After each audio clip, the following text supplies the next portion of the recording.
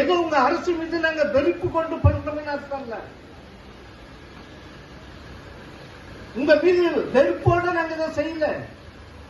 வேறொரு ஆட்சியை தமிழ் மண்ணில் கொண்டு வர வேண்டும் என்ற ஆவலோடு இதை செய்யல. நாங்க எங்களுடைய கோரிக்கையை நிறைவேற்றுகிறேன் என்று சொன்ன கோரிக்கையை 4.5 ஆண்டு காலம் ஆன பிறகும் நீங்கள் நிறைவேற்றவில்லை. அந்த ஆவேசத்தின் அடிப்படையில் இந்த கோரிக்கையில நாங்கள் வைத்துக் கொண்டிருக்கிறோம். ஆனா எங்களுடைய ஆசை எல்லாம் என்ன ஆசை என்று சொன்னால் அதை நாங்கள் இங்க சொல்ல கடமைப்பட்டிருக்கிறோம்.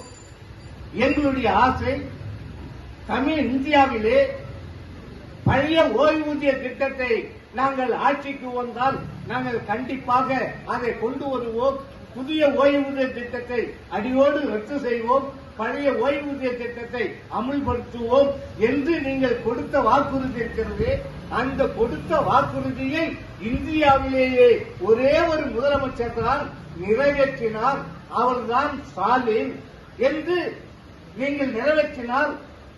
அத தமிழ் இந்தியா போராவும் சொல்லி ஸ்டாலின் அவர்கள் தான் கொடுத்த வாக்குறுதியை இந்தியாவிலே நிறைவேற்றிய முதல் முதலமைச்சர் என்று சொல்லி உங்களை தோளில் தூக்கி வைத்து நாங்கள் கொண்டாடுவதற்கு தயாராக இருக்கிறோம். அதுதான் எங்களுடைய நோக்கம்.